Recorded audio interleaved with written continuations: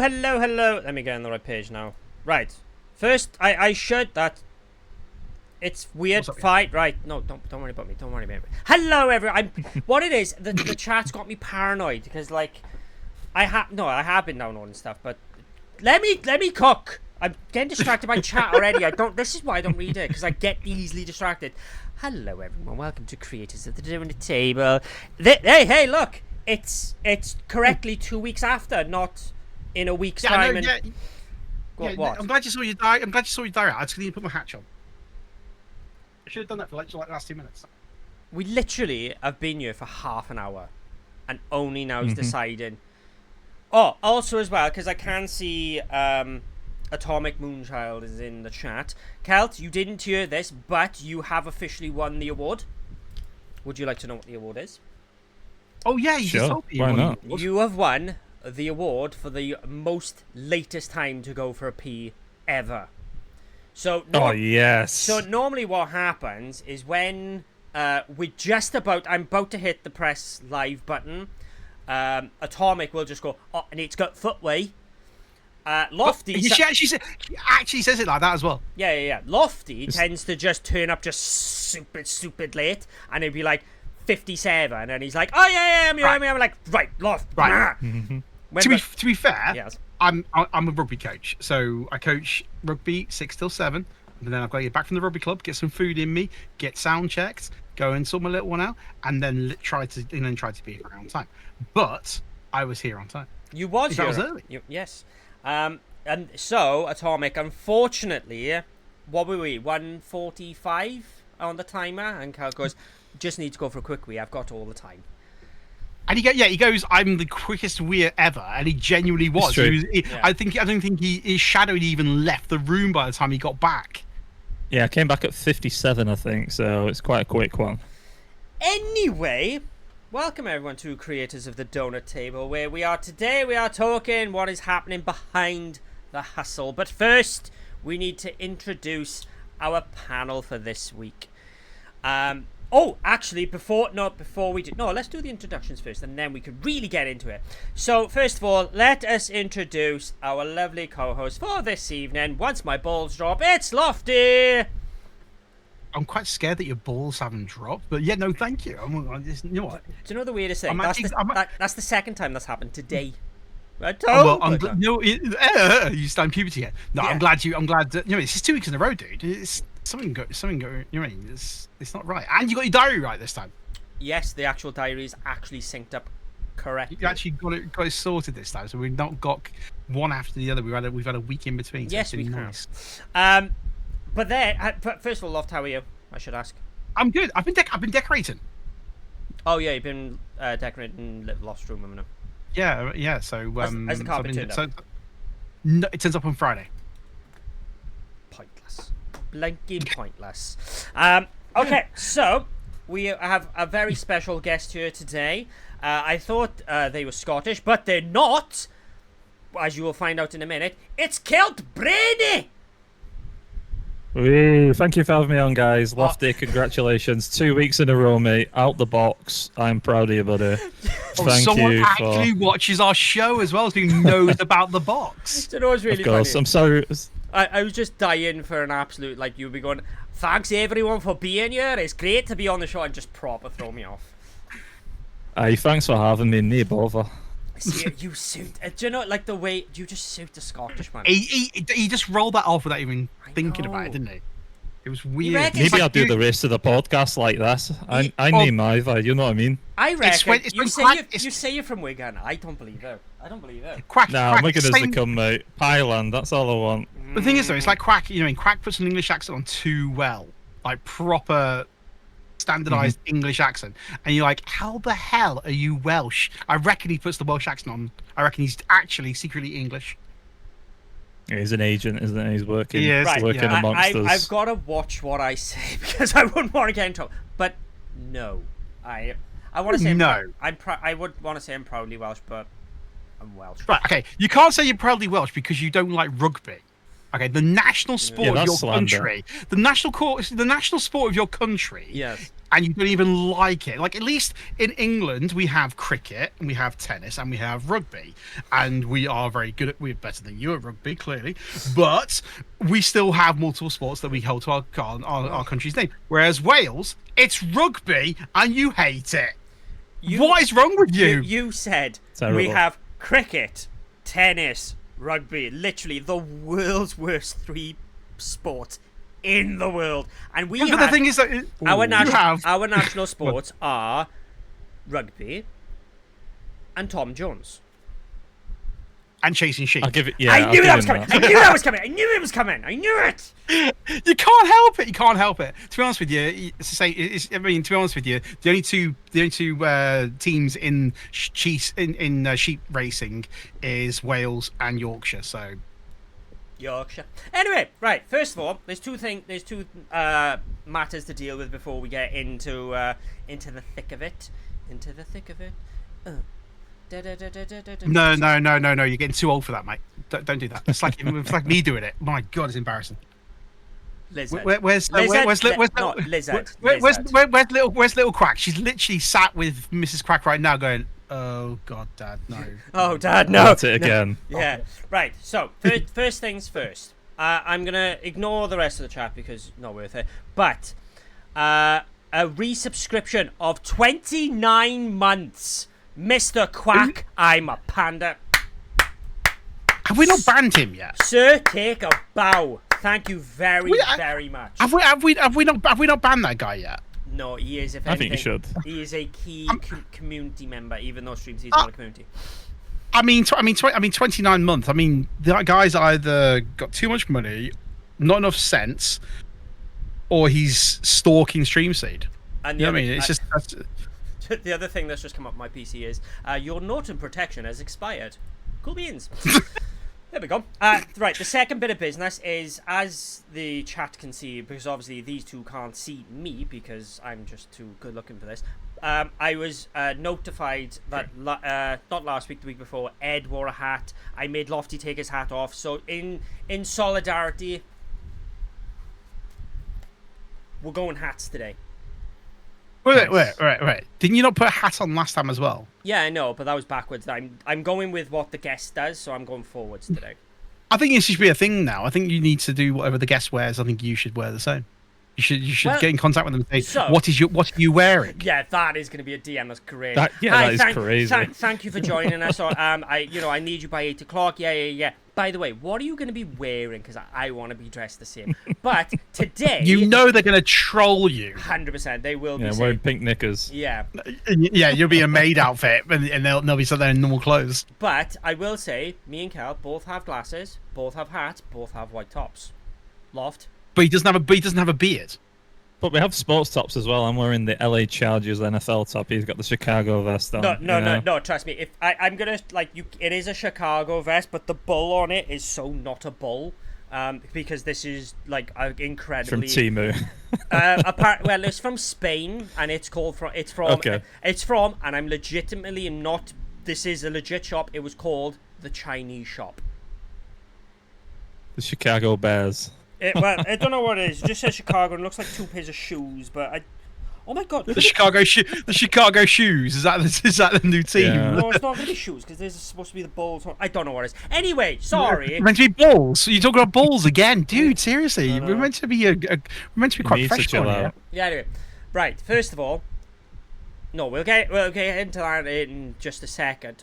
So, Kelt, first of all, thank you very much for joining us here today. To very welcome. Explain what goes on behind the scenes with you, but for the people who may not know who you are, which if you don't, you need your head checked. Tell the lovely ladies and gentlemen and the boys and the girls and everyone in between, who are you? So my name's Sel Brenny, aka Brendan. Anyone can call me whatever you want, but basically I'm from Wigan. I'm from the north of England, representing for the pies and the pasties. I am just a average guy, 9 to 5, just chilled out, love trying to do things for people and help out and just guide people on the right path. Not so much about me, But I like trying to excel others and spending time to make sure you get the best out of yourself. Oh, excuse me. Right. You're excused. It's Celt Brenny. No, Celt. Celt Brenny, Celt Brenny, Brenny. You can bleep me and call me any other word. I'll promise to be family friendly. Wait, I was gonna say when you came up with the name, what was the first? What was it? Was it Celt or Celt? If it was first there. So it was always Celt for Celtic Football Club. So I've obviously Quack's right. There is a little bit of lineage with Scotland. I've got quite a bit of family over in Scotland. So it was kind of a lazy 14-year-old name that I've kind of just stuck with. So Celt or Celt, whatever you want, it depends where you are. I kind of lean more towards the Celt now, just because football and politics and all that. I won't get into it. And then obviously Brenny is just like a pet nickname that my grandma gave me, which is obviously abbreviated from Brendan. So mix the two together. 14-year-old lad. That's my gamer handle, and it has been for, well, I'm 31 now, so just short of 16, 17 years. So Loft, you're still the oldest one, yeah? Dude, I'm always going to be the oldest one Yeah, here. you are. To be fair, you are. You know what I mean? Like, even if we had Leon as a guest here, I'd still be the oldest one here. Out of the three heads of Stream Seed, Leon is the youngest. I'm the oldest. Sorry, these days are three stooges of Stream Seed. I know what I want to say, but I know I'll get chucked straight off. You're gonna get fired. That's why that's why I said the three heads. The three heads. I'm not saying what the heads are, but the lady doll. I'm not that old. I know I'm old, but not that old. Jesus Christ! Right. You're not my dad. Yes, I am. Right, Mr. Brenny. It is 8, or nearly 8 in the afternoon. In the evening, I should state. Why are you drinking Monster? Are you planning on being up till like 3 in the morning? Same answer that Ed gave you, really. I live, laugh, caffeinate. It's got to the point where it's a daily ritual where I need it to keep going. To be honest, I don't usually drink it so late. It's just I've had a killer last week and this week. So I'm an accountant by trade. So yesterday was payroll day. So it's been a long couple of days. So I need it to kind of keep going. But I'll be fine. I'll be on the water as soon as this finished. But it's probably the best flavour of Monster you can get. The Aussie lemonade. It's Brady, it's fine, dude. It's fine sublime. Because caffeine is like life, mate. Caffeine's life. I live off coffee. Oh, coffee's the same, yeah. But coffee. Right. So, right. Again, I did say, Brenny, at the start of, like, in the pre-thing, I might just spit questions at you randomly. We haven't even started this side talk yet, but we're going to do side talk. Sorry, what? We're going to do side talk. Pipeline, okay, had a stroke. Pipeline, yeah. Pipeline punch, the white one-ish. Or what I've recently discovered is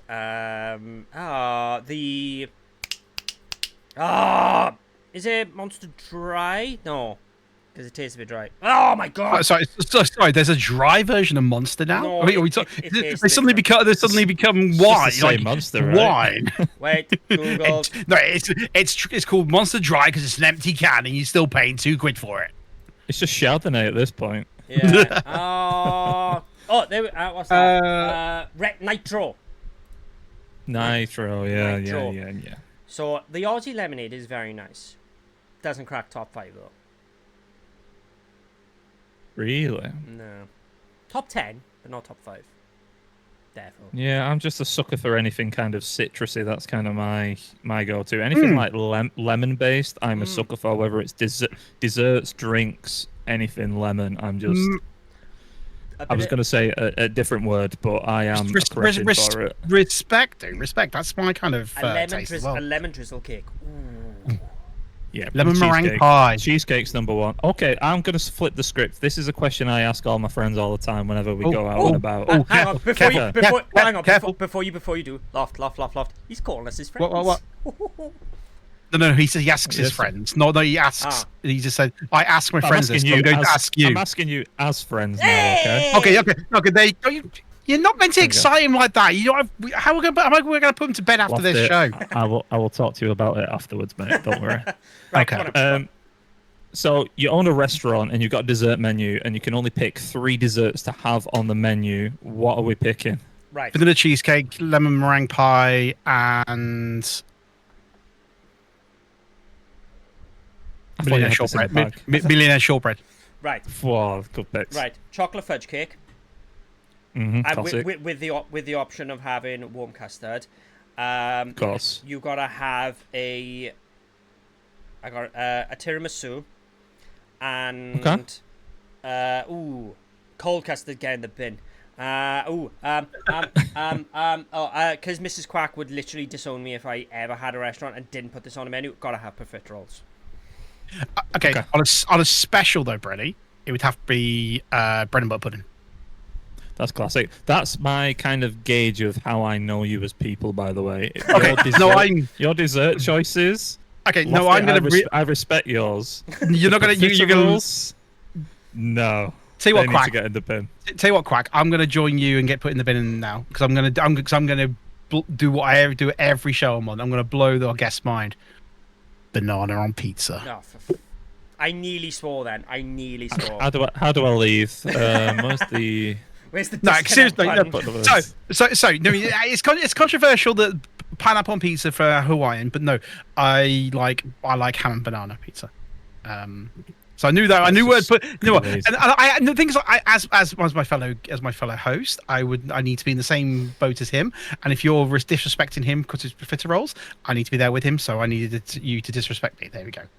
Okay, so Quack's now my favourite. Lofty's gone down. Yeah! Is that where we're going? Yep, that's what we're going. That's what we're doing. So, right now, the best thing about this now, the show can only go up now. Lofty's mentioned the banana pizza. So, We always go down. This feels like classic Crazy Don't Tell. That's how we used to do it. We used to always talk about food. So Yes. I'm sure Brenny's been watching us from like when we did it years ago, and we literally was food, little bit of content. yeah. Right. It's always about food. It doesn't matter what you do. I think all streams end up talking about food at some point. Every community has some sort of thing about food. Like, I'm glad Atomic's not here because she would have This is actually prime Atomic. Atomic is here. Yeah, no, in the actual thing because she would just talk about how much I hate eggs. Yeah, you do hate eggs. We talked about this at the weekend, Yes. and everyone ripped into you about it. Do you know? I was literally about to go. Did we? I didn't speak to you, but we did. We did Big Peak. Sorry. Anyway, let us do our. We've done a side talk. Let's do side talk. Right. Mhm. Everyone in the chat, if you've got your hands on your keyboard, lift them up, because everyone's fingers are going to be going mental. News. And it's all about the condition where you can't sleep. That's right, insomnia. So, Is that what it's called? I thought it was just overthinking. what? Huh? What, when you have insomnia? I'm joking. I'm being Oh, thank sarcastic. God for that. I thought you were being serious. Then I was like, that's the stupidest thing you've ever said. So No, banana on pizza's the stupidest thing to say. very true. So we'll start with our guest, Brandy. First of all, did you ever go to Insomnia? Yes, I've been a couple of times. I mostly went to the ones that are more land centric, so around 2011 to I want to say 2014. Oh, I was only lucky enough to kind of go to a recent one. I think it was 2022 when it was a bit more streamer centric, brand friendly, that kind of transition kind of thing. But yeah, I've been to at least I think 4 or 5 within my time. 22. Would that have been what? Oh no, because they did 2 a year, didn't they? Yeah. Did you go to Yeah. 571? Yes, Oh, we did too. I think that's 22. Yeah, right? I was going to say we did. Yeah, we that's did. that's the only Yeah. one I've done. So, Time just flies at this point. But It's do you know the worst- 2027 already. do you know the worst thing is? I can still remember walking through the halls like it was like 6 months ago. It was a hot one though, wasn't it? It was that day? absolutely sweltering. It was Scorching. a hot weekend. And I like the little quick little side story of that insomnia. So a bunch of us had a house share for an Airbnb, and it was boiling hot. We were like, oh god, we got there a little bit early and we couldn't open the door. No, it was no. Sorry, it's not that we couldn't open the door. The door, we were walking to the door, and the front door just opened. And we were like, "Whoa!" And we've hit like the wrong house. And this, the guy who must own the building, opened the door with no top on. Just, and he was a portly gentleman, just to say the least. So you had, it was all on you. He was like, "Hey, come on in, come on in." We're like, I think we're gonna die. Like this is how we die. Like this is the moment. We went in anyway. He was using the washing machine for his own personal clothes, which it's his house. That's fine. There were dishes still in the sink, and it was just sweltering. So it was. Wow. Yeah, it was. That was a very interesting start, and then we went to Spoons that night and got absolutely plastered. Classic. Yeah. Oh, I was boiling though, absolutely boiling. Anyway, Loft, you went to the same Insomnia as us? I did. I did. Is that the only one you went to? I think it is, yeah. Because the thing is, like, as Brady said, it was very land centric to begin with. And then I've never had opportunity to go to a LAN. But it's one of those things I'd love to do. But I went to the one. I went on the Sunday. Met up with you and the guys. You did. I did. Any fun stories? The stupid thing is, I want to be like, there's nothing to ask you, but yes, people might not I did. Yes. No, yeah. So I saw. I don't know. I can't think what his name is now. Awesome. That YouTuber that decided he was going to grow his hair and dress up as a girl, but he's staying as a bloke. I can't think what his name is now. But I saw him walk past us and got a photo, and I think someone else. Yeah, because you sent me the picture. Finny. Yeah. Finny. Yeah. Yes, So I met Finny. Yes. So I met Finny. So Lady Dollar says we don't talk about Insomnia, which I will put the disclaimer out right now. I think we had a bit of a chat before this just to make sure everything was good, and we're all very aware of the controversy. Memes. Well, it's going to be a meme. The controversy, so we say, and I will state, all three of us agreed that we're happy to talk about it, but it is our own personal feelings that we have. None of these feelings are associated with StreamSeed in the slightest, or with MCR or anything like that. This is Selt Brenny's thought. This is Quack Panda's theory thoughts, and these are Gaming Loft's feelings as well. Obviously, if you're in the chat and you want to put what you feel, go for it.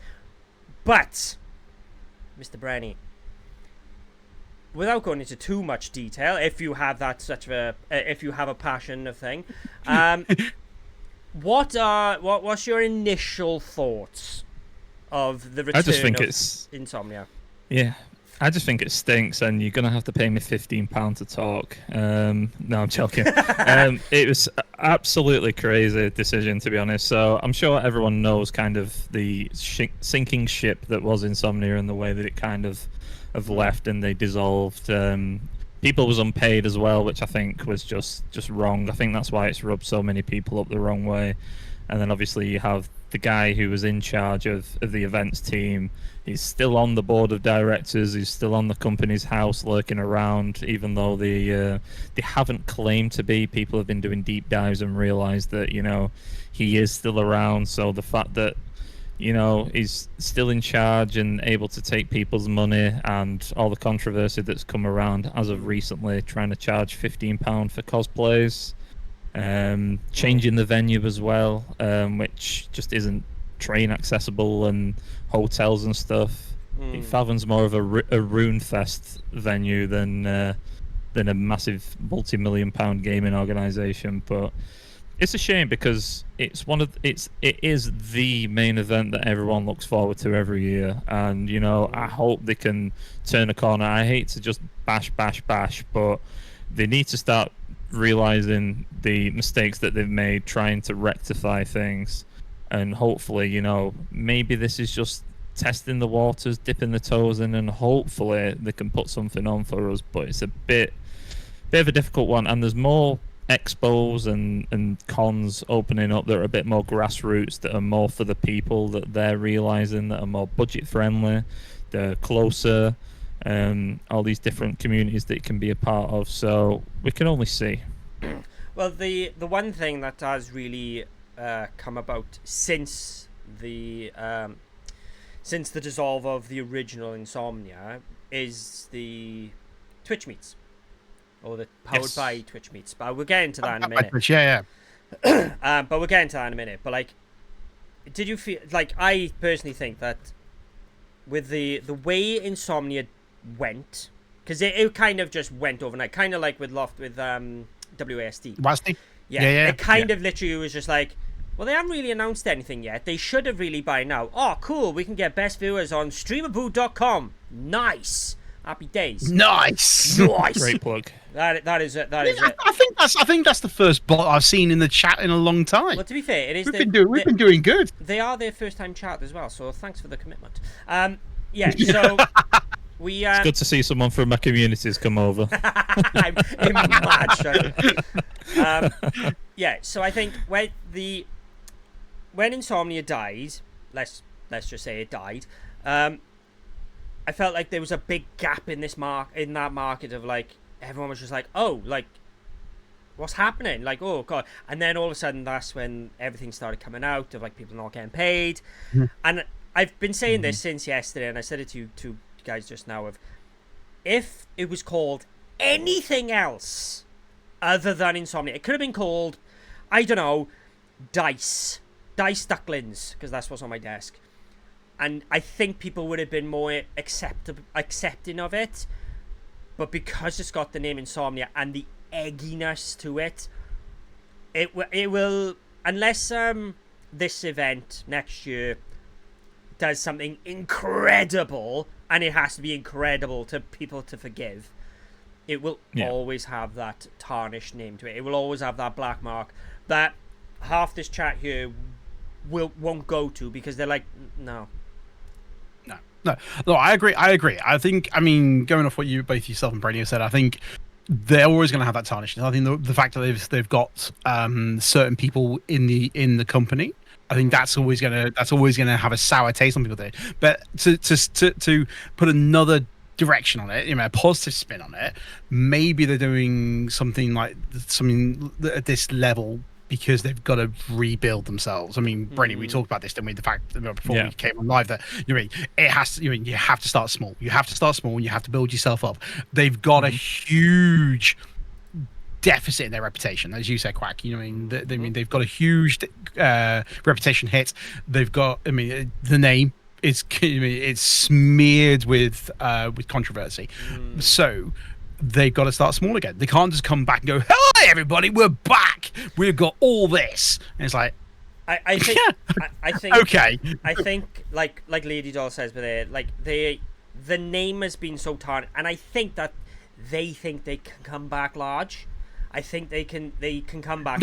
So they're gonna be like, "Hey, we're gonna do this. We can do this. Everyone's gonna come." But it's like, I don't know. The thing is, I've got this feeling that it's attendance wise will still do quite well. Oh yeah, I think so. The fact that as Brenny said, it's not close to a train station. I know exactly where it is. And without doxing myself, I know exactly where it is. And I can speak from personal experience. I can say if they're hiring the whole place, it's huge. It is very, very large. But I don't see how they're going to use that area to do Insomnia. Because they're doing land. And they've got multiple land prices, but the areas they're going to be doing land in aren't really made for land. So they're going to have a huge influx of all the infrastructure to put that in place, which is going to be interesting. Or are they going to use temporary buildings? The whole hotel thing, they've thought about that because the ground of where they're going, of where they're at, they've got such large space. They are allowing people to camp. And I know you could have camped in the previous Insomnias, but this is almost ideal because they have got fields and fields and fields around the area, and they work with the local farmers and hire those, and local farmers hire those fields out for car parking during events at the same place. So they know. Lady Doll's just go mooing is bloody crazy. But so I know. So there is opportunity, but the thing is, if people are landing, do they really want to have to pitch a tent and go to sit in a line of tent all day after they've been inside their computer for 12, 15, 18 hours, or they just want to go back to a hotel and just chill? Birmingham, for example, you mean it was in the NEC, so you got all the NEC stuff. You can jump on the train, you go into Birmingham itself, you can go all their amenities. Where this is, it's a good 15-minute drive to the local town, and the local town's not huge. Well, like it is a town, not a city. Clay says you get to sleep next to the cows. I'm not gonna lie, I quite enjoy that. That would sound pretty cool. Okay, change for for sheep. sheep. That all the time in Wales, anyway. No, you see some sheep Sheep, we got cows. I don't know and what, goats. You can keep those things as well. who was I telling the other day? I was telling someone that you got a fear of goats. I hate them. They scare the bejesus Anyway. out of me. Anyway, Let's get into things. let's get on the subject, shall we? Yeah, we've only been like 36 Goats. minutes. So, Brenny, you are the man behind the scenes as we are discussing today. We're talking about behind the hustle. So, basically, you stream yourself. Oh, first question. Yes. Oh, first official question. How long have you been streaming? Because I asked people, and it's a lot longer than most people than I ever think. 2019. Do you know? I thought you were going to say 29 years. He's got to. He's going gonna have to count. He's gonna have to count his fingers now. 2019, right again? Well, no, carry the no, one. Yeah. because Consistently. 2020 was 5 years ago, so that means it's 6 years ago. And he's counted those on. He counted on the same hand as well. Yeah. Yeah, so consistently, I'd say 2 years, but like on and off, trying to find myself within the realm, I would say I started 2019. So just pre-COVID then. yeah, Like, pre-COVID. It was around, I want to say June, July. It was like the summer of 2019. Because we find that with a lot of the influx of creators is 2020, 2021. Yeah. When COVID's proper arrived and you can't do anything other than sit at home. So did you? Because we asked Metal Ed this last time. Did you ever feel a boom of content during the COVID years? Did you get a boom in viewership, or was you not? Like you say, you've only been 100%. You've only been taking it serious for the past 2 years. So Yeah, so it was a bit of a weird journey with me. So I was very on and off with streaming. I kind of fell out of love with it, and I was kind of doing it for the wrong things, like most people do. You jump on trends and you do things and chuck stuff at the wall, and hopefully it sticks. But you know, that's kind of the journey that you take as a content creator until you kind of find your circle, your corner of the internet, your niche or whatever, and you kind of run with it then. So I kind of just started off. My journey for like streaming is very unorthodox. So I was basically just tired of playing video games, which doesn't sound very fun, but I used to have a heavy RuneScape addiction to the point where that was the only thing that I played. Because that generation of like games on the Xbox One and the PS4, every single game that came out was just broken, beaten.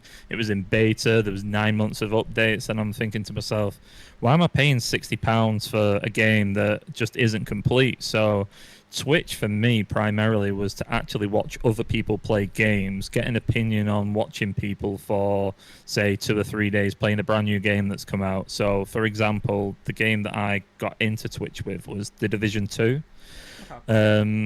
So it was like Division 1's fire, but I'm scared that paying £60 Division 2 is going to be a mess because Ubisoft was completely on its bottom, shall we say. I was going to swear. Game Pass, baby. Yeah. Sorry. So that was that. So I kind of did that for a little bit, and then what happened was I was being raided and other people were raiding, and I kind of stuck within them communities.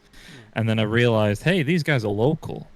So I kind of just like met up with them, had some beers, you know, started becoming a tight-knit community and stuff. And then as we all do, we just all kind of like, life goes on, COVID stopped, people have got families, people have got jobs. So I hit affiliate really, really fast. So I had this COVID boom and I was like, flying on a high. And then once everything kind of stopped, viewership went down, the followers didn't come in, I was streaming on my own. I was kind of just chucking stuff at the wall, hoping things would stick.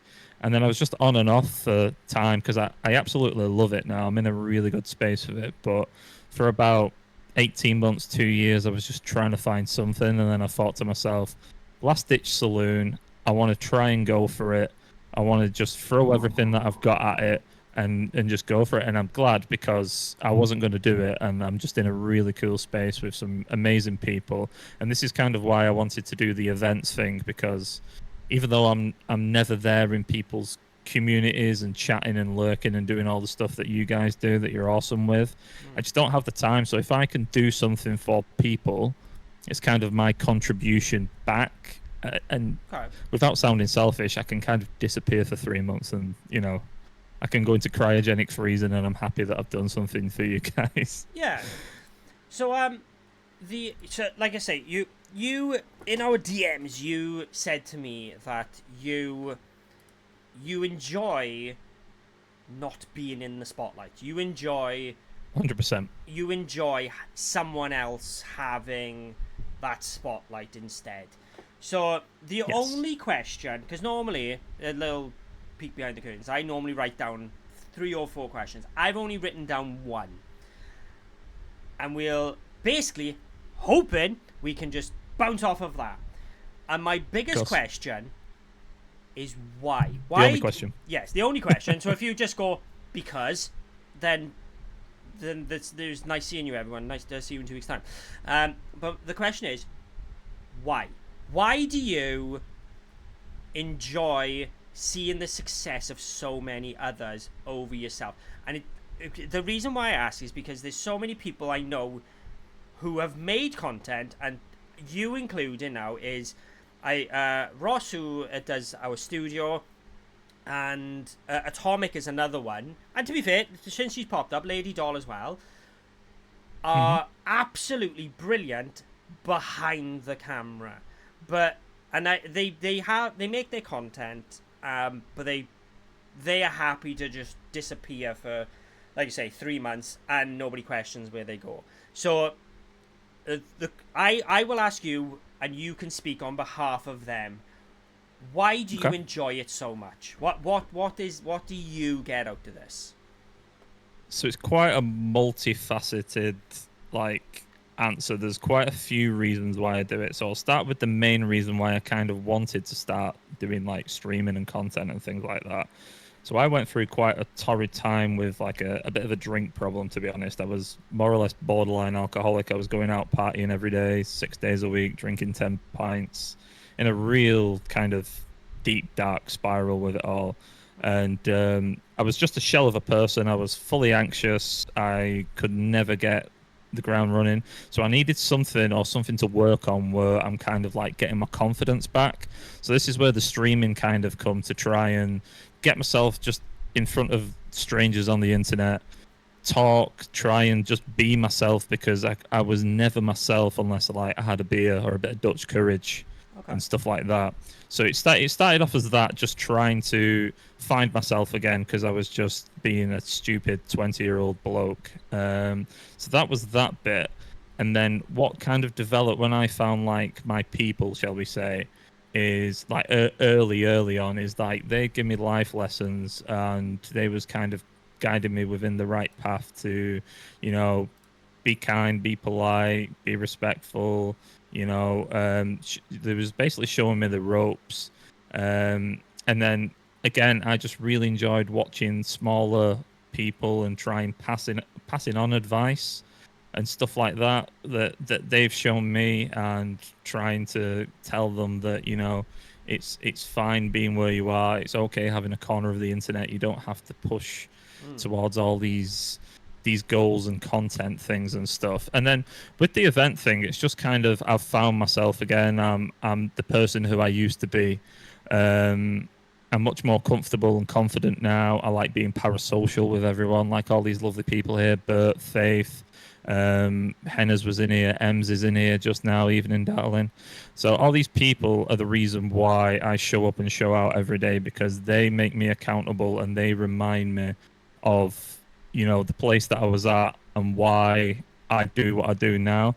And with like the events side of things, is like everyone's very nervous and worried about what other people think, or if I do this, it has like this effect. And you know, we've all been there, we've worn the badge, and if you're not going to do it yourself, at least I can kind of come up to you and tell you how it's going to go.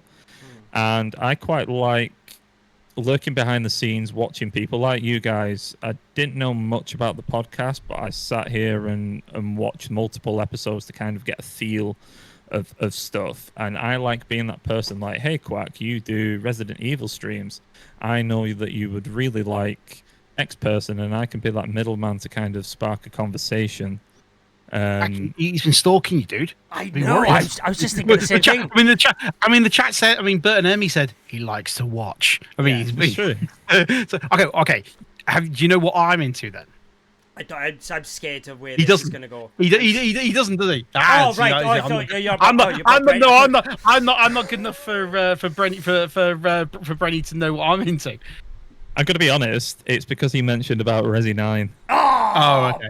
It's because our pre-conversation. Oh man, you spoiled it. I thought you were gonna like suddenly be like, Lofty, you're into this. No, I was really freaked me out. Well, I know that you're into Halo because you like the ODST, so I know you're into your Space Marine shooters. So Helldivers, Halo, anything. So you know, I'm stalking all of us. Well, you knew about the box. You knew about the box. So you know what I mean. So Atomic, he knows about the box. Be worried that he knows about the box. So yeah. He watches. I suppose my question. He watches and he listens. He does. So suppose my question, just following on from Quack saying when he said why, like, did you enjoy being in the spotlight? And never would and so it was never your thing. So was it part of that? You mean so like you were saying like you went through that you went through that phase in your life? Was that the way you dealing with being in the spotlight? Yeah, 100%. So it's never about me, and these guys can vouch that I don't make TikTok clips, I don't make YouTube shorts, I don't multi-stream. I literally just go on Twitch as kind of a bit of a therapy session to just enjoy myself, kick back with a gang. You know, in our Discord, we have like a music bot that just plays stuff. We'll just queue and request songs. We'll watch films within Discord. It's very parasocial. It's stuff that is a dying art in like regular life, you know, your friends and your family and stuff. Like everyone's so disjointed. Like I was saying this to a friend a couple of weeks ago when I was at a wedding. You know, it's like supposed to be the happiest moments of your life and stuff like that, and none of the families were dancing and things like that, you know. And there used to be times where you'd go into a pub and everyone was like up on karaoke. I feel like we're just as a society, we're all so disjointed, and even though we're all chronically online, to be frank, you know, we've all got our own stuff going on, so why not provide a platform where you can have a bit of an escapism and just kick back with a few people, you know, and just enjoy yourself. So that's always been my mission, and it's what I usually preach. But do you know what's quite funny is 2 seconds, the quick go on. One thing to carry on with that. Yes, everyone, I've been watching Clarkson's Farm, hence why I was streaming Farm Sim the other day. I am a bona fide farmer now, hence the hat. And it was funny because, spoiler if anyone hasn't watched season 4, he buys a pub, which is the farmer's dog, and he states in that of how many pubs are closing, and basically he was saying like what he loves is when you're, you know, on a Friday you go down to the local pub, you have a couple of bevies and you come home and you're steaming, blah blah blah blah. And I remember when I was talking, me and Mrs. Quack were talking about it, I was like, the reason why I can imagine pubs are closing, number one, because everything's bloody expensive in general. Yep, true. Most of the pubs that you would call a pub are falling apart. And I said, but the culture back when we were young and when our parents were young, that's what they did. Like, I know my grandfather, even though he didn't go down the mines, well, I lie, he went down the mines for one day and said, sod this, I'm never doing this again. Legitimately true story. My uncle's dead, but my grandfather literally went down one day and he said, yeah, I ain't doing this. Hence why I have a silver spoon in my mouth. Hey. But he used to go to the pub every Friday.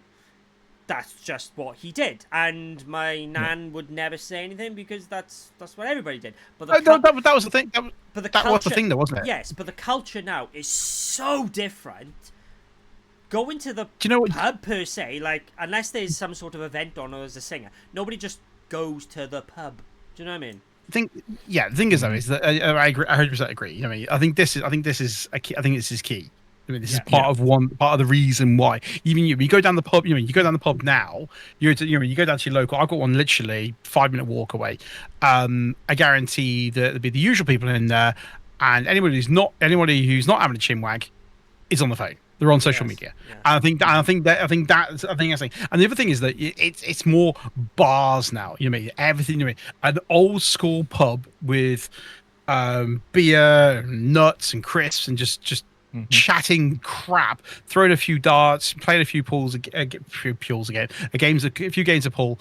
It doesn't happen anymore because it's not trendy. You know what I mean? Everything's got to be a themed bar now. Everything's got to be something special, something edgy. You know what I mean? Whether it be like these ice bars that you see popping up, or I mean, to be honest, I like a microbrewery. You know, I love a microbrewery, but even then, that becoming more of a trendy thing than a just stand around having a pint type thing. And everything has got to be. We will get off pub talk in a sec, everyone.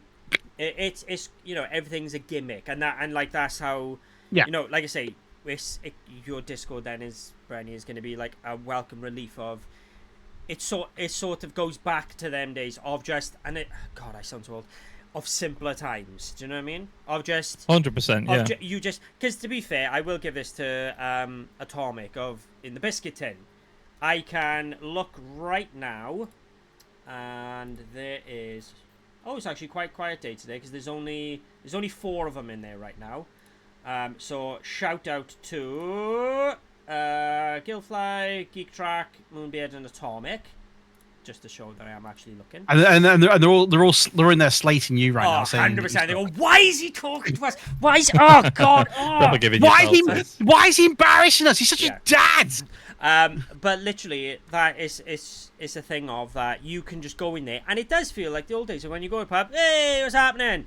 And you can just do whatever you want. You can get into conversation, or you can walk off and you can do your own thing. Do you know what I mean? I think what were you saying, Brady, like about events and stuff, like how you like seeing people, bringing people together. I think that's what used to be like that. You could be someone new to the area, like so say we moved to where Quack lived. You've got a local pub. You move into the area, local pub. Walk into the pub. I guarantee someone will come up to you while you're having a drink with your partner and go, "Hi, how you doing? I'm blah blah. I work here," or don't talk to the weirdo in the corner because he thinks he's a panda. Do you know the funny thing is right now? Do you know the thought of going into a pub, right? And this is like how antisocial I am of going into a pub and someone come up to going, "Hiya, I'm so and so." When you said that last, I was like, "Oh my god!" If that was me, I would literally be like, "Why are you talking to me? I'm going to leave. Why are you talking to me?" I live 4 doors down from a 1, 2, 3, 4 doors down from a pub. I've lived in this house 8 years, and I've never stepped foot in it.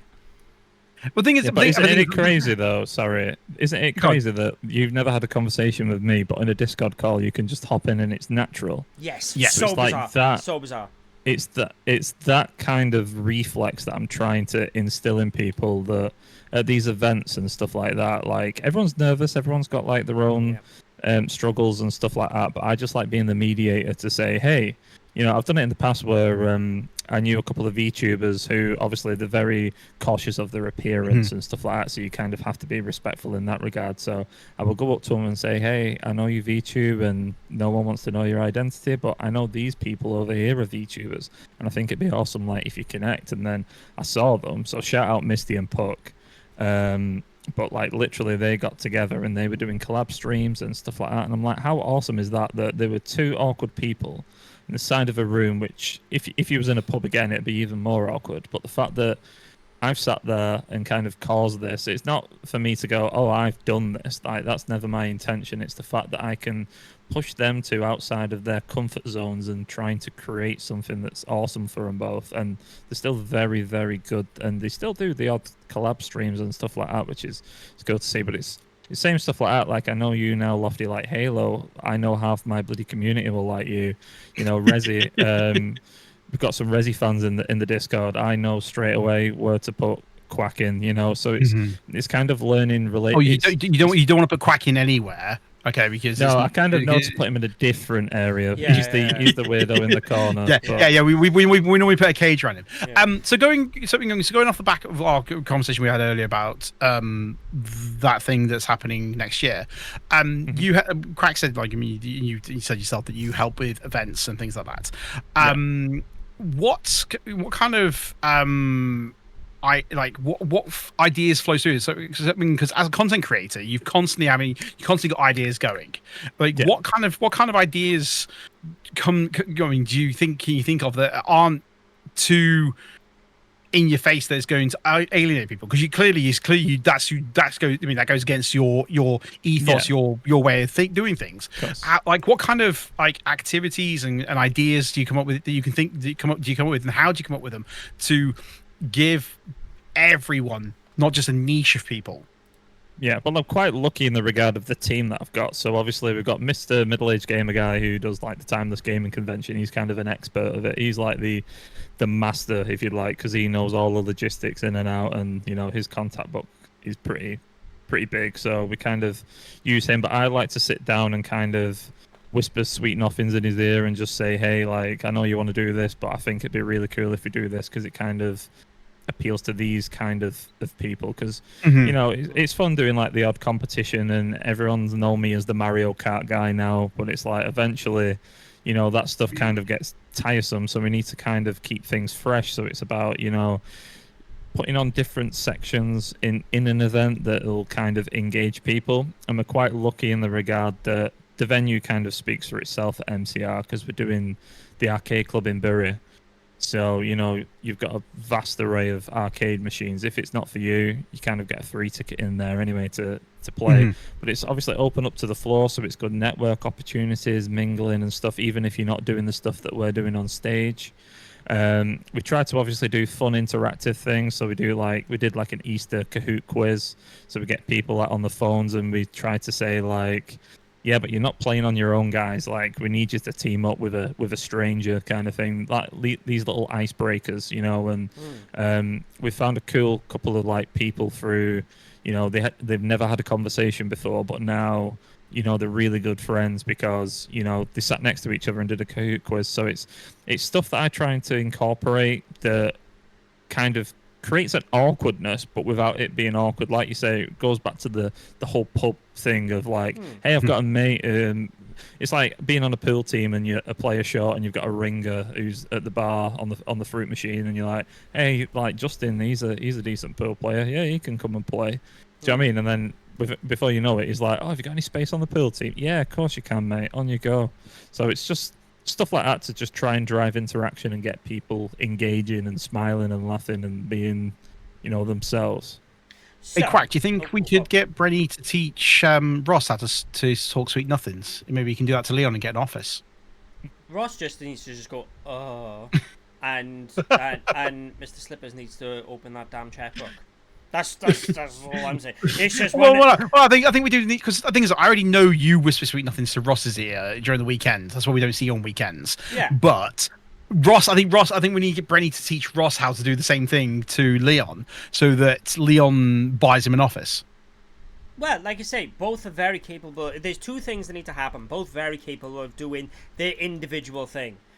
Middle-aged Gamer Guy has got a nice thick contact book. Mr. Slippers has got a nice thick checkbook. Sorry, yeah. There you go.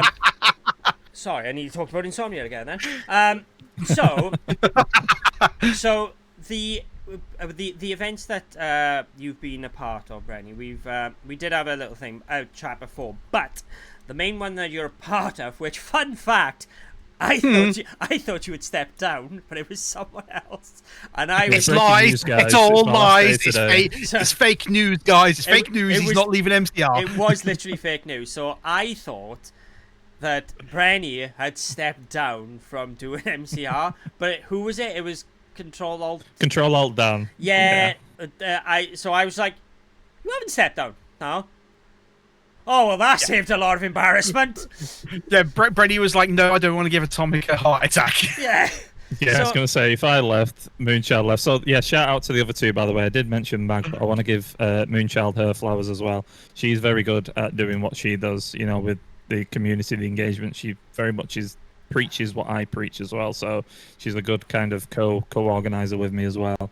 And then we do have Lisa Paranorma, who, you know, she's very community driven within Team Raw and other communities and stuff like that. So we kind of all do kind of the similar thing, and that's why it works. It's more grassroots than it is a transactional thing when it comes to our event and stuff. We try and keep it as organic, as cheap, as low as possible.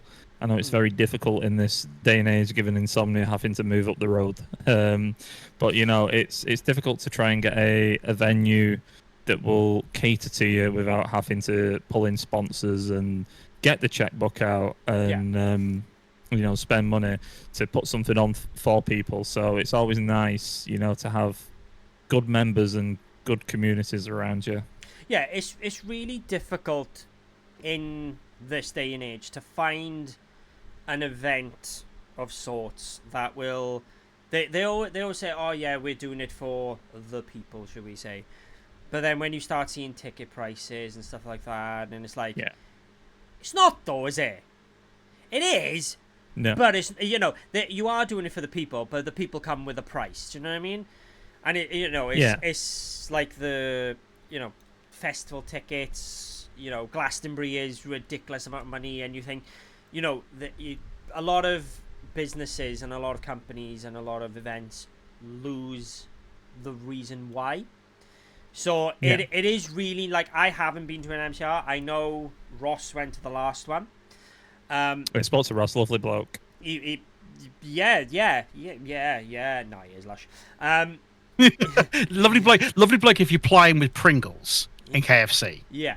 He did have a camera in my face, so I didn't know what to do. So I just said he was a lovely guy. Oh, no, that's fine. That's fine then. That's fine. I think that's his way. I think that's the thing. That's Ross's weapon of choice is a camera. You know, you shove the camera in your face. You have to say nice things. So nothing to do with the fact that he's 6'5" and built like a brick shit ass. Yeah, you can't really say no to him when he's got a camera in your face and he's just taking up all your personal space. Like, he does give you a good hug though, Brenny. If you ever gets to hug you, yeah. you feel I so got one of them. safe.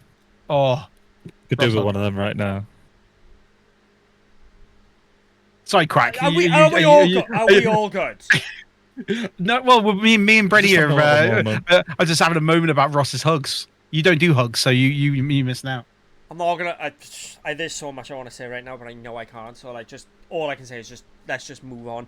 But what I was gonna say was like I say, all these events lose the why are they doing this? You know, they like I say, they always say, oh yes, we're doing it for the fans. We're we're putting this event on and we're getting this certain person in for our community, for our fans and our community and stuff like that. But ticket prices are going to go up by 30% just to accommodate that level of person. So it is really nice. And like I say, I can attest with Atomic. She has got a heart of gold. Don't tell her I said that. Lofty said that, not me. No, it's just between the three of us, dude. Just between the three of us. No one's here, right? No, it's just three of us. We're just having a chat. Yeah. Well, if I look at this screen, then there is no one here because this lot don't exist. But it is really nice to hear that there's not just you who is the grassroots person and is like, will sit there and remember the why. But you've got a team of people behind you, which you're almost like invincible.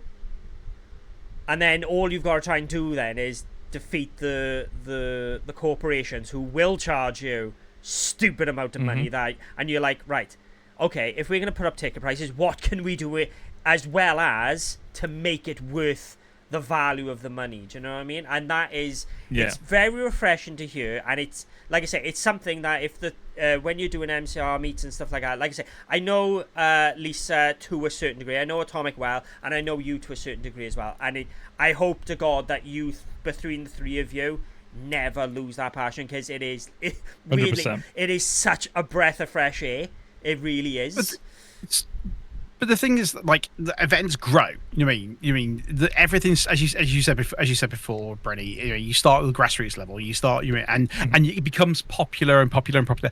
And then the question, I suppose, the question is that how do you maintain the original statement of the events? So if we take, I don't know, say 15 years time, MCR blows up, and it becomes super popular. You've got big names wanting to come in. You've got big brands throwing money at you guys. You've got names saying, I want to attend, I want to do a panel, or I want to do meetups and things like that.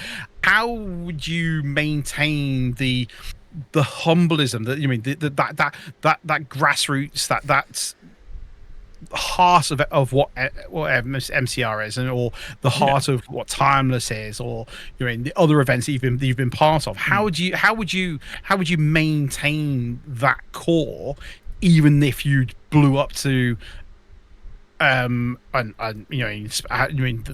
able to afford big events, big arenas? So even though it's grassroots, you still got to think to yourself, everything's a business at the end of the day. Everything's transactional. So as long as the mantra stays the same, and you're still giving to the people, you're open, you're honest, you're giving people value for money. You're not operating it at massive profit margins. You're kind of doing it within humble things. And we've said a lot of the time when we've had different indie developers, or we've done like exhibitor tables and stuff, we obviously take a fee for them exhibiting, but all money does go back into the community, whether it be merchandise or Steam gift cards or some sort of prizes for the competitions that we have. We don't make a cent off it.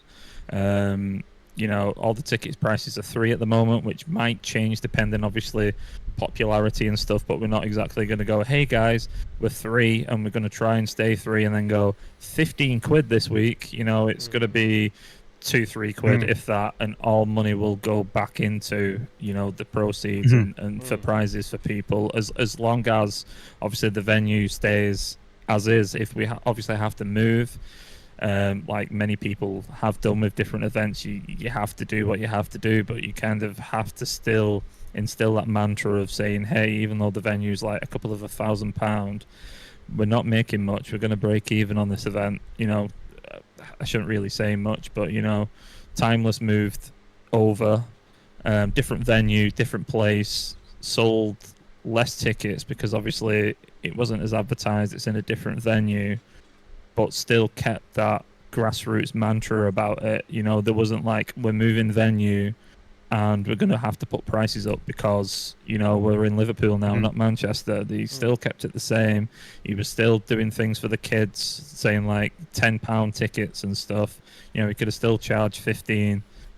So everything went down. So that's the thing that we try and instill amongst the whole team. We just try and keep it as affordable, accessible, because volunteering at some of these events and things, you start to realize that people haven't got money the same anymore in this day and age. I ended up working a whole weekend at the Nottingham Video Games Expo with Amy and her team.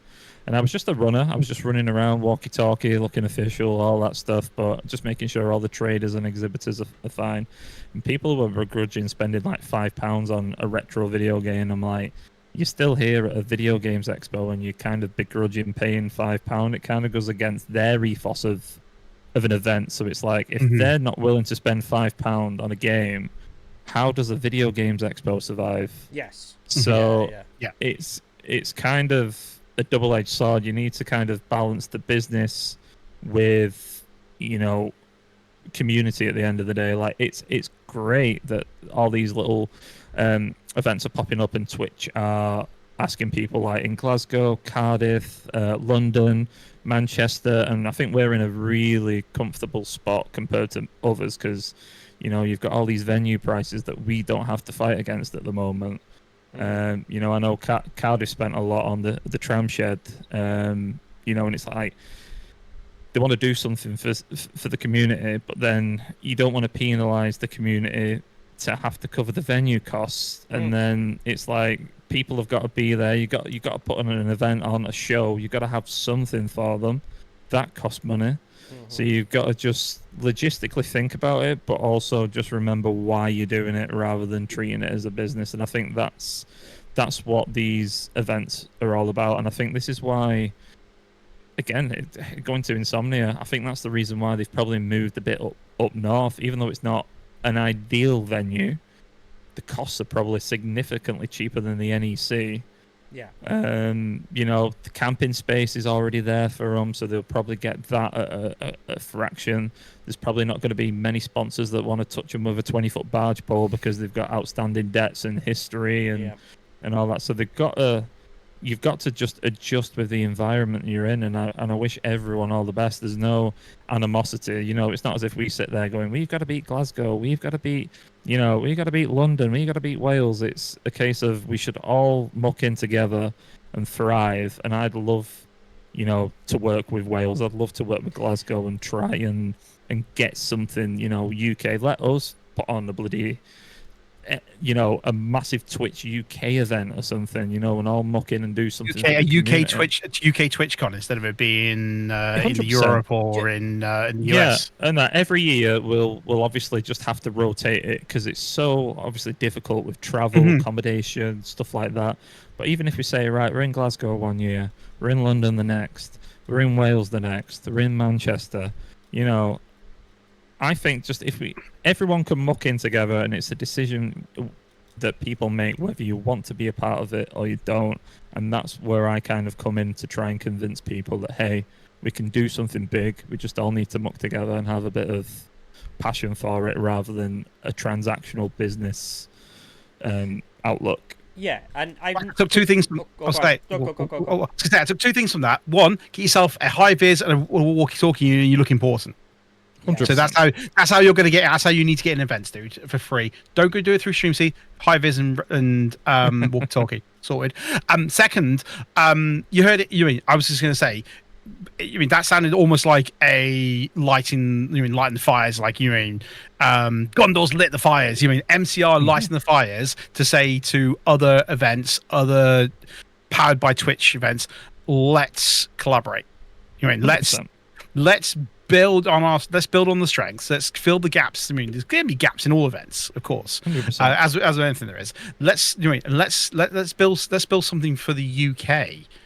Let's build something that everyone can attend, of all levels of creation, whatever you are. As you said you've met VTubers, you've met content creators, you've been one yourself, you've done the back, you'd rather be behind the camera now than in front of the camera.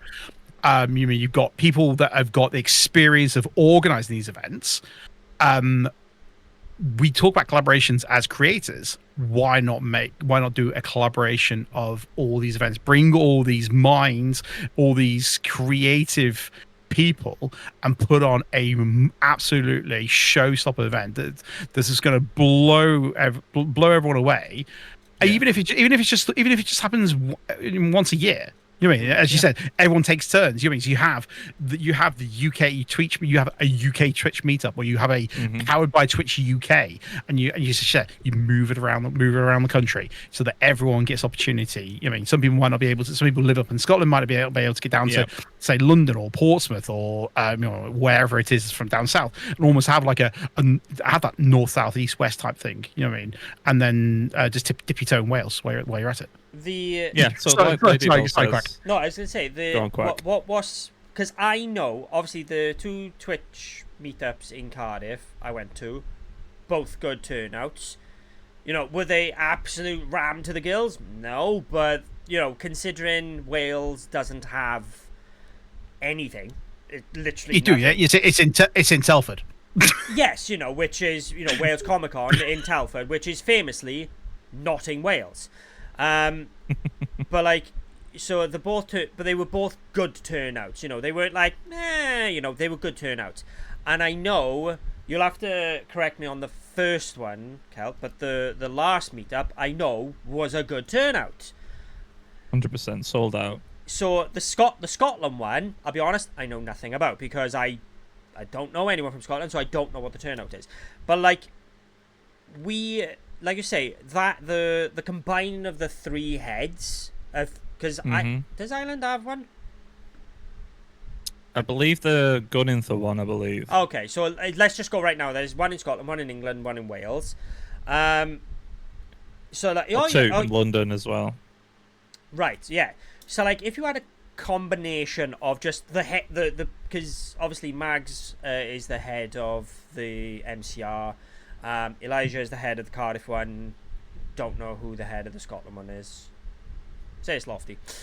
Sorry, say it's Lofty. You know, just bring them three together. They are then one head of just Twitch UK. It's not like we don't have enough venues. This, like for Rotterdam, I haven't been to a TwitchCon, so I don't know how big a TwitchCon event is. But yeah. you know, it's nothing that somewhere in the UK we can't match. So like, it would be amazing to like I say, get the three heads and go, right, you three can run your shows as whenever you want. You know, I think, what is it, go run at least one a year or something like that. That's something I don't know the contract in and out, but it's something like that. Gotta do one a year. But Twitch Europe will now involve the UK, and it'll be, I don't know, in 3 years' time. But the three of you are the ones that are gonna not lead it per se, but like you are our main ports of contact. That would be like, I don't see why that wouldn't be a success, because I am going to talk wrestling for a second. Kelt, you a wrestling fan? I dabble, as Ed says. No, you dabble. I love it. I dabble. Do you know what, right? You have just won another award. Because I'm pretty sure since I've taken over this, which has been over a year now, you're the only person to refer to the previous show. That's not a host or a co-host.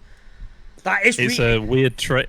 It's a weird trait of mine. Trust me. It is weird. I do research about research. It's something that I do. I'm just a logistical nerd when it comes to stuff. I told you, he's stalking us, dude. He knows about the box. He knows about Resi. He knows about Ed. I know. I mean, that was 2 weeks ago. I know. Not even I can remember the conversation with Ed. Dude, you don't remember the conversation from the Doughnut Bites, which, by the way, guys, catch next week. Oh, you can catch it Good right segue. now. Yeah, that's a nice little segue.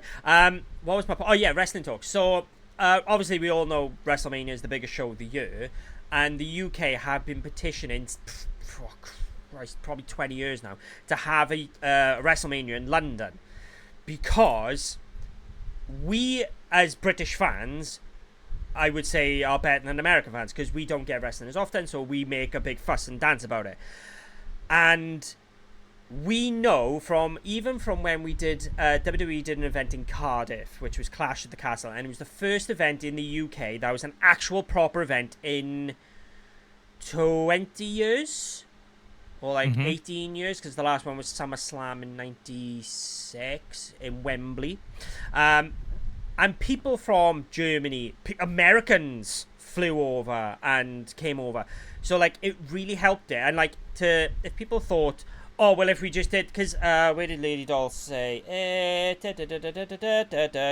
People don't like doing things. People don't like working together.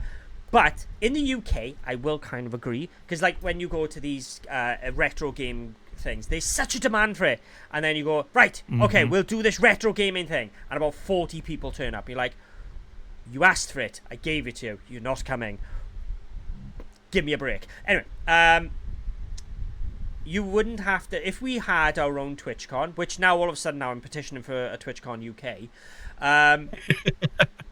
Sorry, guys. I second it. I 100% second it. People, not only would you get all the content creators from England, all the content creators from Wales, all the content creators from Scotland, all the content creators from Ireland.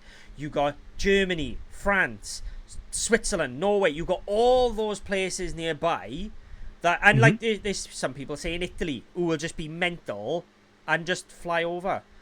because I mean, to be honest with you, you probably get some US creators coming over as well. Do you know what I mean? Like even if it's just as guest panelists and stuff like that. You know, Dan Clancy will come over. Do you know what I mean? It's such a big opportunity, and all you need is basically you need a Kelt Brenny and an Atomic Moonchild and at least a Paranoma just heading it. And just going like, yep, this is what we'll do. We are more than happy to accommodate you all together. You know, I can't. You know, Kelt is like, I can't do this, but I know someone who can. Do you know what I mean? And that it's people like them is what we need, and we demand a TwitchCon UK. Yes, Brian Dredd. Yes, we do. Yes, we do. I mean, I think we just need more people. I think we need more people. I mean, not blowing smoke up your butt, Brenny, but I think we need more people like you with your mind, your kind of thought of why can't we bring people together? You mean? And I think it genuinely, I think, and I'm calling out all the event makers of the small events, you know, all the Twitch meetups and everything. Bring yourselves together. Get a collaboration going, okay? I guarantee, and please, and this is not a dig at the guys in London, but please, can we not make it London? Because everything is in London. Everything's at the Red Bull Sphere or down in London. Please, can we make it somewhere that is accessible for everybody? Exactly. Cardiff. Shut up. If we make it accessible for everybody, that it doesn't matter where you're coming from, that you can still do it. And I guarantee the like-minded people, the people that have got these ideas, could make something amazing. And even if it might even just be a one-off. You know, it might just be a one-off and be absolutely amazing, and say, right, thanks very much, that was great. We're going to go back to doing what we used to. Fine, but you've still done it, and it's still and I guarantee people will talk about it for years. And as the thing, so as content creators, sorry, Quack, as content creators, I think you realise that even though everyone mucks together and you talk about community and you always talk about supporting people, content creators tend to be the most selfish people without you realising. Yes, they do. They got the biggest egos. Yeah, they do. You know, it's all about clickiness. It's all about, you know, circles and not wanting to help individuals and stuff. But if you can just quash that, all come together for a good cause, I think we would get a lot more done. I think there's a lot of people that gatekeep without gatekeeping or knowing the gatekeeping, and then there's people that just do it anyway, or, you know, they think about themselves going, how can I get the clip? How can I clip farm here? How can I get some... Is there something in it for me, you know? And they're the kind of stumbling blocks that you have to encounter, and unfortunately in this day and age, they're the kind of people that you have to pull in because they're the ones that are doing well. I sound awful. No, the thing is, they bring in the numbers, don't they? And unfortunately, even though some brands say, "Oh, we never look at numbers," they do. And no, we all know brands do. We all know. I mean, we know all brands. I mean, as content creators ourselves, we know, we've been there. I mean, I think we talked about a particular brand before we came on live, and we know that, like, there's a couple of brands out there that do their own events. That encourage creators to meet up. But the thing is that I think also the fact that, you mean, like I said, going back to the whole collaboration thing, I think it wouldn't just bring creators in. I think it would bring the communities in. People that aren't wanting, people that don't feel confident being a creator, don't feel confident sat at a PC, sat at a webcam, sat at a microphone, doing what we do. But I think also maybe they give those people opportunity to talk to the likes of, like yourself, who maybe their niche is to do event planning and organization, and then they get into that from that side, and then they can maybe network from that point of view. As you said, network. You've met numerous people through making events and stuff like that, or they might be a content creator, get to know them, become part of their community. Next thing you know, they are emulating that creator, they're doing their own thing, and then next thing you know, you've got a new star, you've got a new content creator, you've got someone that you go to the next event and they're there giving out cards, giving out stickers, giving out badges, being the limelight that suddenly, because they've had that confidence because they've met people that maybe a bit too shy to begin with, maybe have been doing this a long time like yourself, or meet people that are starting their journey but happy to talk and chat with them and meet them and make them feel special for 5 minutes. Do you know Yeah, so with these events, I think coming to these events and pushing yourself out of comfort zones and boundaries, because I know some people are either chronically online or they're not comfortable in front of strangers and things like that. But I think the best social skills you can get as a content creator and the tools that you can have is having genuine conversations face to face with people. I know a lot of people use cameras, Discord, social media tools as kind of a mask, whether it's to kind of protect themselves or they're just not comfortable and confident. I like to think I'm a good judge of character, and I'm a bit of a social butterfly as well. It's one of the reasons why I enjoy doing these events, because I get to see so many different outlooks and people and personalities and things like that. And I love having like the different conversations, how I can snap to one person and he absolutely loves football, sports, all that kind of thing, but then I'll speak to someone who like is really interested in World of Warcraft, Warhammer, whatever. It's like you get all these different characters and people, and I feel that having that under your tool belt just helps. And I think if more people had the courage to kind of just get out there, push past the comfort zone, the hardest part is getting to the venue. Once you're there, the talking kind of comes naturally, and it's only you that kind of decides whether to put that block up or not. Like, I met Clay Habizer, and I hope he doesn't mind me saying this, but he is a bit of a nervous Norris, but the past couple of like events and stuff, he's had to like leave early because he's fatigued, he's quiet, it's a lot for him because he struggles with stuff. But last week he absolutely smashed it. 12 hours at Timeless, interacting with everyone. He wasn't just with the tin, he was literally walking around engaging with people I've never even seen him speak to before. And it's just so awesome to see that kind of thing within. It's like, again, going back to the pub, it's a lost art to just like, back in the day I used to just go in, not know if anyone was going to the local, and I could have a night out because I just knew there'd be someone there that I could kind of latch onto and have a conversation with. And that's what I'm trying to instill with these events. Like, yes, it's a network shindig and we all use the buzzword network, but it's more, let's just have a genuine conversation. Let's just have a pint in the pub and just get along, and let's just talk about what you want. If you want to talk to me about Halo, I'll talk to you about Halo Lofty. If you want to speak to me about Resi 9 Quack, speak to me about it. This is what it's all about. Same with Ems. Ems has just come in now. I've known Ems for a little while through different communities, stuff like that. She's recently come into my community, God bless her. But it was the first time I'd spoken to her, and we'd literally just talked, played mini golf with her and a partner, and it was like I felt I'd known her for like 2-3 years. Yeah. And that's the stuff that they need, rather than just hiding behind the content, the clicks, the clippable moments, doing things for a transaction or something to benefit them, someone to use as a stepping stone to get somewhere. It needs to be organic. It needs to be a conversation rather than about content. But I think Quack. Go on, Quack. Go on. I interrupted you last time. I was going to say you say about getting to the venue is the hardest bit. Now, I do have a bit of a social anxiety. Basically, if I don't know you, as in I've never spoke to you in person, I ain't really gonna go up and talk to you. Nope, it'll kill me. If I know you that well, I will come up and talk to you. But for example, like, obviously, Brenny, we have never met in person. I would, obviously, I know what you look like. I've seen pictures of you. So I'm like, okay, that's what he looks like. If I had seen you across the room, I would 1,000,000% never come over and talk to you. If I caught your eye, I'd be like, oh, so I would. Yeah. So that's my job. So that's my job. I would make a beeline for you. This is my whereas point. I'm the opposite. Oh, I'm the opposite. God. I'm his. We're chalk and cheese. Oh God. No, can't. Anyway, but that's my point. Is at events and for content creators as well. As much as, yes, like, I will throw Lofty in this because he's a content creator.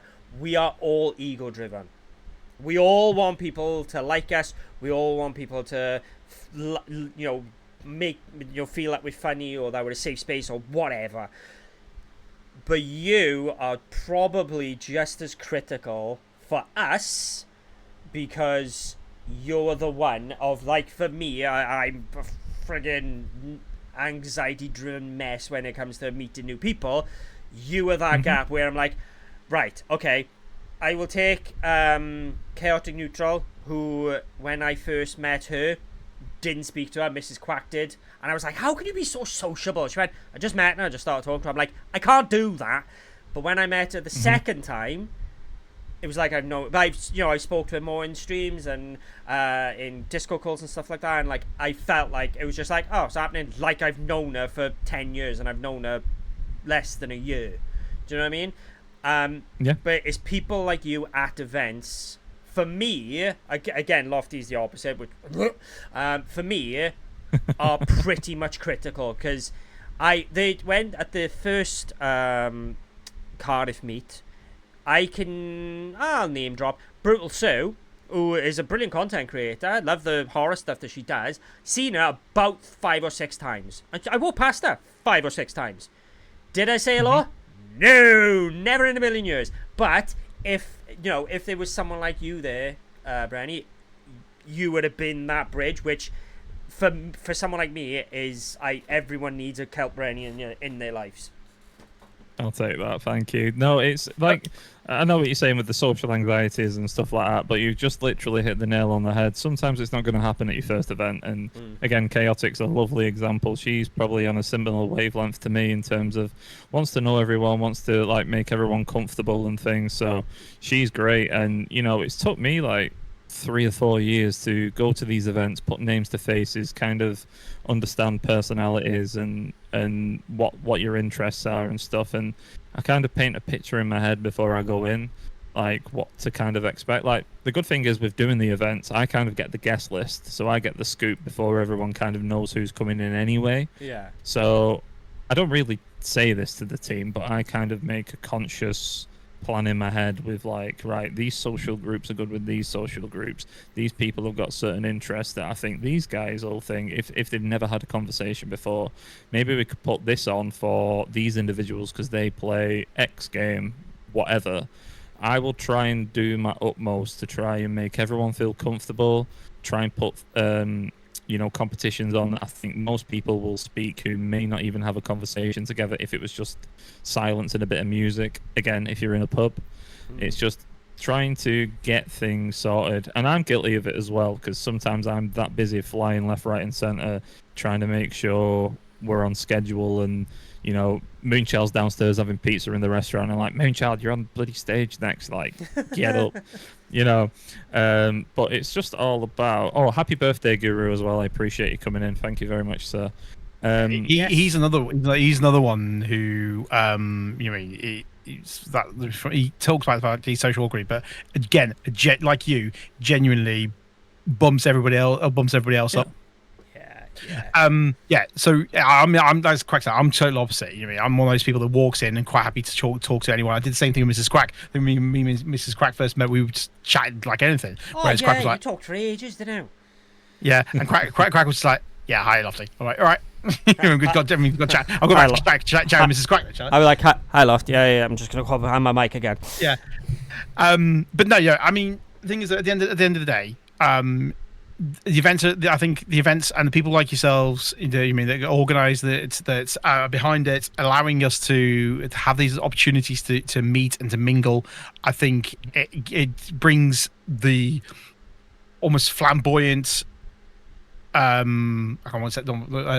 confident, outgoing people together with the opposite side of the spectrum, and mash them together, and as I said before, it's going to make something magical. It clearly does make something magical. And you clearly do a great job, which loads of people were saying thank you for when we've seen the MCR, we've seen all the other events that you've been part of, and clearly it does something. You're doing something right. So carry on, do what you're doing. Exactly. Thank you. Appreciate that. As we look to wrap things up here now, we like to pick on Mr. Slippers, even though... We don't pick on him, it's character building, and we're helping him. Oh, Mr. Slippers, he needs more. Yeah, than that. he wants to be a content creator, so we're helping him every show. We ask the guest to help Mr. Slippers become a content with his content creation. Well, what I can say is he's moving house, right? And he hasn't turned his PC on in probably a month because he's demolishing his house, right? And he basically says that his desk is too small. This is actually legit, by the way. He reckons his desk is too small to set up his PC. So I'm going to land with him on Thursday, and it's probably going to be the first time he's turned his PC on in a month. So we always like to pick on him and say with our guest that he's a content creator because Mr. Slippers he's never done a second a bit of content creating outside of Stream Seed himself. So I always like to use him as my example. So we're going to use the example of Mrs. Slippers has done the content creating part, not really his bag, and has gone, do you know what? I want to start helping people backstage of events, and if people have content creation questions, they'll come to me. And they go, who's the best person to go to for that? I know, Kilt Brainy. So he comes to you. Me. He comes to you and he asks you for advice. What is the advice you would give him for someone who has done the content creation or doesn't really find it's their bag and wants to get into or wants to help people more behind the scenes? Good question. Thank you. Do things because you want to do it. Don't do things to please others. Like, even though the whole ideology is to help others, you're doing it to help you mostly. I do a lot of it because, again, I preach the whole mental health card. It just helps me know that I'm doing well in the world and I'm helping others. And, just because you don't do content doesn't necessarily mean that you have a bad piece of advice to give to someone who does content creation. Sometimes you need a little bit of a different outlook or approach in life that you may not think about, or a little nugget or a little tip. If it's just me introducing someone to someone else, and having an old outlook in life, like meeting all these lovely people over the years, it spurs everyone on, it gives you the motivation to do what you want to do. Like seeing all these names here tonight, just, they're supporting each other, they're supporting you guys, they're supporting me. It's something bigger than just one person that's sat behind a webcam. And that's what these events are all about. It's about just everyone having an olive branch, reaching out, chatting, just having fun, and just knowing, like, when you go home, it's like, God, when's the next one? Yeah. That's very solid advice. Right. I think we should call that a day. What do you reckon? I think that's a good end. Yeah. And we'll end, I think, pretty good. Do you know, right? Do you know if I could just end the stream on like those kind of notes? I would just be like, wave and turn off, and then just boom. That's it. But that's not really good for an ending. Sorry, Games Guru. By the way, happy birthday. Games Guru just said sorry. I didn't pop by sooner. Legitimately, thought I read poop. So I didn't poop by earlier. He didn't poop by earlier. He didn't poop by earlier. I mean, we've talked. I mean, Games Guru, you missed it earlier. We'd already talked about the fact that Brady's beaten Atomic's records for going for a pee. Yeah. So it's all good. It's all good having toilet humor at the moment. Yeah. It's the events training. That's what it is. When I'm needed on stage, I just have to have a wee as quick as I can.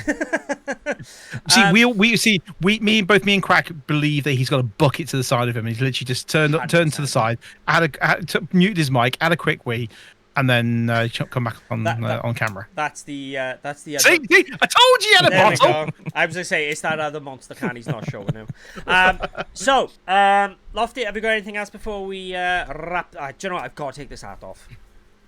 You got to take the hat off. Is it too much? Is it too much for you? No, do you know what it was? It was really like blocking up my light, which is nice for my eyes, but then you can't see my face, which That's why I put it on backwards. Yeah, but we got to follow the guest, haven't we? Loft, have you got anything else you would like to add? No, like I said, I mean, as I said earlier, I'm gonna light the torches. I'm gonna put it out there. You mean based on the fact of what Kelt has been, and Kelt's Blenny can't do the accent. Based on what Brenny's been saying to us tonight, it's clearly what we need. Clearly, we know what we need. We need all these organisers to come together and make something big. Make it big for the UK, make it big for the creators, make it big for fans, make it big for the communities, and be able to bring everyone, whether you're a wallflower or someone who's the life of the party, somewhere where everyone can come together, and it's not and it's not something stupidly expensive, not something that's stupidly awkward, but at the same time you can have lots and lots of fun and talk about it for years to come. And the people who are heading it have to all have in their contracts to have a Celt Brenny in behind them, helping them out. They could be the face of it, that's fine, because like you say, Celt doesn't want to be a part of the limelight anyway. No, but too much stress. In their contract, they have to have the Brenny standard, should we say? And if you don't meet the Brenny standard, you can't be like a co-organizer. No, I agree. So there we go. Celt, have you got anything else to say? Donnie, we'll get to promo yourself, even though we've just discovered that you don't really want to promo yourself. Anything else you want to add? Sod the promo. Just thank you to you guys for having me, for having a chat. I've honestly had a ball, and hopefully you guys have enjoyed yourselves as well. Thank you to the chat as well. Thank you to all my community members that have come through. Without the Brenny Brigade, I'd be nothing. Thank you to everyone that I see in this chat who I know personally, had a conversation with, and showering me with compliments. Obviously, the ego does get big, but I will be humble after this call, I promise you. And yeah, hopefully you all have a pleasant evening. I'll speak. You'll be on Discord like, guys, I've been on Crazy the Donut Table in your faces. Do you know what? True. Do you know what? Right? Do you know what I can't imagine? I can imagine going to a Discord just after this, and everyone just be like, "Hey," and you just be like, "Well." Do you know who I am? The fact that the fact he doesn't go in and everyone's like, "Whoa!" He's just like, "Tell me how great I am. Come on." No, come on, honestly, shower. I said I don't like being in front of the camera. I'm not in front of the camera, so give me all the love, baby. All the Brenny love. Come on. Right. Okay. Let us finish up. Brett, I'm going to give you the opportunity, but you don't have to take it, which again might be a first. I will ask you to look down the barrel of your camera, and if there's anything of want to promo or anything you want to promote, doesn't have to be you. It can be something else that you're doing. You don't have to promo at all. Who are you? What are you? Why are you here? Will you? What's your favorite pizza topping? I was gonna say it's weird that we're not actually getting the guests to promo themselves. I know. I mean, it's a first. I'm just gonna say the catchphrase that we always say on the Brenny Brigade. That's the only plug that I'm gonna get. Okay, right? You ready, guys? I'm sure you guys are gonna say it. Remember, be good, but don't be too good. Love you all. See you soon. Oh, that's brilliant. I love that one.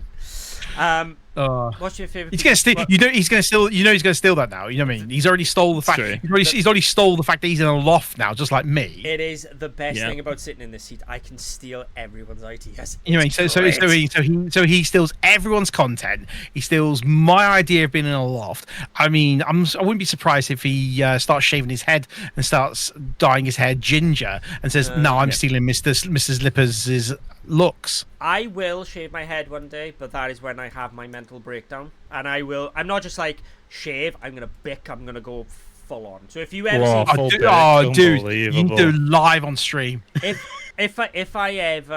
you ever see me bald, you know I think I'm okay. I don't know. You know what happened? You know what happened, Brenny? He'll shave his head, he'll start watching rugby, and he'll move to England. Yeah, he'll come and watch Lee Leopards with me. That's what it is. Yeah, and what I'll do is, when it's summer, I'll start walking around with my hands down my track, even no top on and a pit bull. And he'll start playing Fortnite. Hey, Fortnite's not bad. Oh, let's not go there, shall we? Pubbers is better, but Mrs. Quack's downloading Fortnite now. Well, she was until I paused it. Anyway, Loft, thank you very much for being here again. As always. Oh, thank you. This is your favorite bit. You can look down the barrel of your camera and you can promo who you are, what you are. I'm not asking your favorite top of the pizza because this sucks. Go. Well, Brady didn't give us the photo top of the piece, and so I don't think it's fair that I do. Yeah, my name is Gaming_Loft, or Lofty, as you all know me as. You can find me over on Twitch, which is Gaming_Loft, or over on X. You can find me live every Monday, Wednesday, Thursday, playing Monster Hunter, playing any multiplayer games I can get my grubby hands on, or any game I can get my grubby hands on, just because I love gaming. Yes, I'm 42, and yes, I'm a nerd, but I don't care because I love games and I love community. So come and find me. Yeah, come find him. Don't go on his Twitch, just come find him. And to be fair, you were too quick on that one. So, yeah, I'm Quackma Panda. I was going to say, do you want me to give you the spiel? Do you want to look down the barrel of the camera? Tell us all about you, where we can find you, and your favourite pizza topping. How's that? Pizza toppings, pepperoni. Don't come at me. But yeah, I'm Quackma Panda. I'm not streaming this week because I'm gonna go see In the Night Garden, which is gonna be my daughter's first live show tomorrow. And then Thursday, Friday, Saturday, Sunday, I'm going to be at LAN. So you ain't going to be seeing much of me. But yeah, so I will say, because I'm looking at the date right now, the next time we do this won't be next week. It will not be next week. It will be the 2nd of September. We'll be in September. Will the kids be back in school by then? I think. I don't know. Is that 2 weeks? I don't know. Yeah, it's actually 2 weeks. It is 2 weeks. Yes! Get in there, boys. I don't know if I'm in the box yet. I need to check my Atomic's schedule. You are in the box. You will be back on the 16th. But at least Atomic keeps the box clean. Anyway, I didn't keep it clean out of protest because she kept me in there for too long. And she said that she put extra blankies in there. Oh, okay. There we go. Anyway, right. All right. Yeah. So don't forget as well, everyone, to go to Spotify and check out Doughnut Bites, which is the bi-weekly podcast where we give a little sneak behind the scenes of Twitter's Stone Table. We had Lofty on last week. Lofty's going to be on again next week. Where we're going to talk about Kelt, and this is the best bit because Kelt now has to listen to it to see if we badmouth him or not. To be fair, we never have so far, but not yet. We'll see how it goes, even though literally we've just spent the past hour and a half bigging him up of how nice of a guy he is and how more of him it needs to be made.